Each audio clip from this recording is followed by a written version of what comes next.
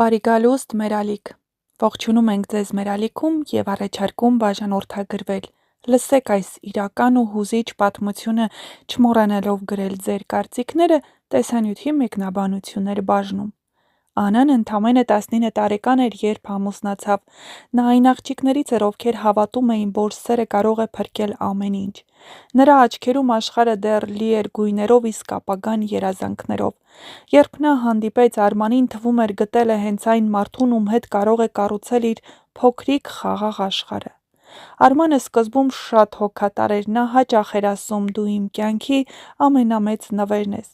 Աննան հավատում էր նրան։ Նա նույնիսկ չէր էլ կասկածում, որ այդ նույն տան մեջ, որտեղ ինքը պետք է երջանիկ լիներ, իրեն սպասում էր մի այլ իրականություն։ Արմանի մայրը Սոնան առաջին հայացքից սովորական կին էր։ Նա ժպտում էր, հյուրասիրում, հետաքրքրվում Աննայով։ Բայց այդ ժպիտների տակ թաքնված էր մի բան, որ Անան սկզբում չկարողացավ հասկանալ։ Սոնան չափազանց կապված էր իր որդուն։ Նրա համար Արմանը ոչ միայն որդի էր, այլ կյանքի կենտրոնը։ Եվ հենց այդ պատճառով Աննան նրա աչքերում դարձավ մրցակից։ Սկզբում ամեն ինչ արտահայտվում էր մանրուքներով։ «Արման, դու հիմա շատ ես փոխվել», ասում էր նա մեղմ ձայնով։ «Մինչև ամուսնանալը դու միշտ ինձ հետ էիր նստում երեկոյան»։ Այդ խոսքերը մեղադրանք չէին թվում, բայց կամաց-կամաց ստեղծում էին լարվածություն։ Ժամանակի ընթացքում Սոնան սկսեց ավելի բացահայտ միջամտել։ Նա որոշում էր, թե Անան ինչ պիտի հագնի, երբ դուրս գա տնից, ում հետ խոսի, երբեմն նույնիսկ ստուգում էր նրա հեռախոսը։ «Ես դա անում եմ քո լավի համար», ասում էր նա։ Արմանը սկզբում չէր նկատում։ Երբ Անան փորձում էր խոսել, նա ասում էր. «Մայրիկս պարզապես անհանգստանում է», իսկ Աննան լռում էր։ Մի օր Աննան զգաց, որ իրեն վատ է զգում, գլուխը պտտվում էր, սրտխառնոց ուներ։ «Երևի հոգնել ես», ասաց Սոնան ու նրան տվեց թեյ։ Այդ օրը նա ուշագնաց եղավ։ Հիվանդանոցում բժիշկները չկարողացան հստակ պատճառ գտնել, նրան ուղարկեցին տուն։ Բայց այդ դեպքը կրկնվեց ամեն անգամ թեյից կամ սուրճից հետո։ Սոնան արդեն ուներ իր մեթոդը։ Նա կաթիլներ էր ավելացնում Աննայի բաժակի մեջ։ Դրանք անմիջապես չէին սպանում, դրանք դանդաղ էին աշխատում, թուլացնելով մարմինը, խախտելով նյարդային համակարգը։ Աննան սկսեց հավատալ, որ իսկապես հիվանդ է։ Նրան տարբեր բժիշկների մոտ տարան, կասկածեցին էպիլեպսիա, տարբեր հիվանդություններ, կասկածեցին նույնիսկ նյարդաբանական խնդիրներ, բայց ոչ մի ախտորոշում չէր հաստատվում։ Ամենավատը հիվանդությունը չէր, ամենավատն այն էր, որ Աննան մենակ էր։ Արմանը կամաց-կամաց հեռացավ։ Նա հոգնել էր անընդհատ հիվանդ կնոջից, անընդհատ խնդիրներից։ «Գուցե դու իսկապես պետք է բուժվես», ասում էր նա։ Աննան սկսեց կասկածել ինքն իրեն։ «Միգուցե իսկապես իմ մեջ է խնդիրը»։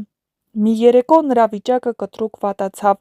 Նա չէր կարողանում ոչ կանգնել, շնչելնել էր դժվարացել։ Այդ պահին առաջին անգամ նա զանգեց մորը։ «Մամա, ինձ լավ չեմ զգում, շատ վատ եմ»։ Նրան շտապ տեղափոխեցին հիվանդանոց։ Այս անգամ բժիշկն ավելի ուշադիր էր։ Արյան անալիզները ցույց տվեցին մի բան, որը փոխեց ամեն ինչ։ Աննայի օրգանիզմում հայտնաբերվել էր դեղեր։ Բժիշկը հարցրեց. «Դու օգտագործում ես այդ դեղերը»։ «Ոչ», շշնջաց Աննան։ Այդ պահին նրա աչքերի առաջ սկսեցին անցնել բոլոր այն պահերը, երբ ինքը թեյ էր խմում, երբ Սոնան էր այդ թեյը պատրաստում։ Սարսափը եկավ միանգամից։ Հետաքննություն սկսվեց։ Շուտով պետք է պարզ դառնար, որ Սոնան երկար ժամանակ համակարգված կերպով թունավորում էր հարսին։ Նրա նպատակը պարզ էր։ Աննան պետք է հիվանդանար և վերջում հեռանար իր որդուց։ «Ես պարզապես ուզում էի, որ նա հեռանա», ասում էր Սոնան, բայց արդեն ուշ էր։ Աննան փրկվեց, բայց նրա առողջությունը երկար ժամանակ վերականգնվում էր։ Արմանը կանգնած էր երկու ընտրության առաջ, և առաջին անգամ նա տեսավ իրականությունը։ Աննան շատ հաճախ էր մտածում. «Եթե ես ավելի շուտ խոսեի, եթե չլռեի», բայց այդ եթեներն արդեն ոչինչ չէին փոխում։ Նա հասկացավ մի կարևոր բան. լռությունը երբեմն ավելի վտանգավոր է, քան ցանկացած թույն։ Աննայի կյանքը փրկվեց, բայց նա այլևս նույն մարդը չէր։ Հիվանդանոցում անցկացրած օրերից հետո բժիշկները կարողացան կանգնեցնել թունավորման հետևանքները, բայց օրգանիզմը երկար ժամանակ պայքարում էր։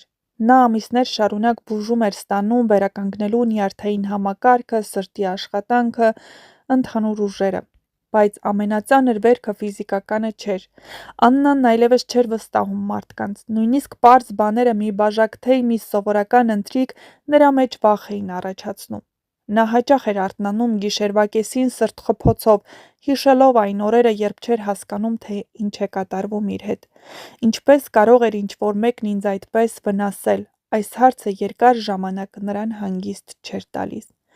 Արմանի հետ հարաբերությունները չկարողացան վերականգնվել։ Չնայած նա ցնցված էր կատարվածից, բայց Աննան հասկացավ մի կարևոր բան. այն պահին, երբ ինքն ամենաշատն էր օգնության կարիք զգում, նա մենակ էր, և դա ավելի ուժեղ էր, քան ցանկացած սեր։ Նա բաժանվեց։ Դա հեշտ չէր, բայց անհրաժեշտ էր։ Ժամանակի ընթացքում Անան վերադարձավ իր ծնողների տուն։ Այնտեղ նա սկսեց դանդաղ վերականգնվել ոչ միայն ֆիզիկապես, այլ նաև ներսից։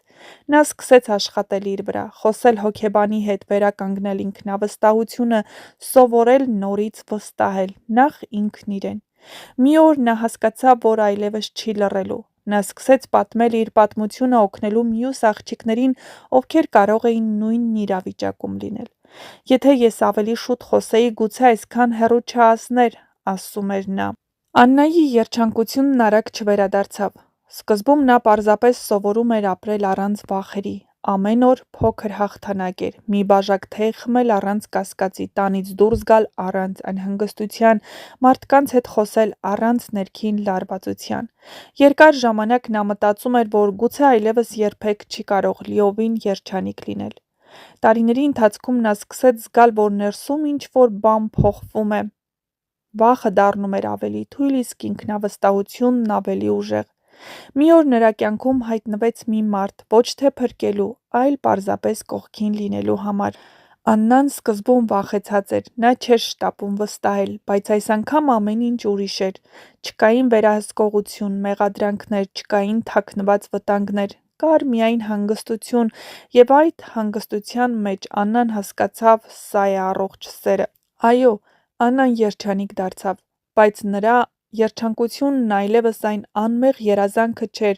ինչ 19 տարեկանում էր, այն ավելի խորն էր, ավելի գիտակցված։ Նա սովորեց, որ երջանկությունը նշանակում է անվտանգություն, հարգանք և, իհարկե, ներքին խաղաղություն։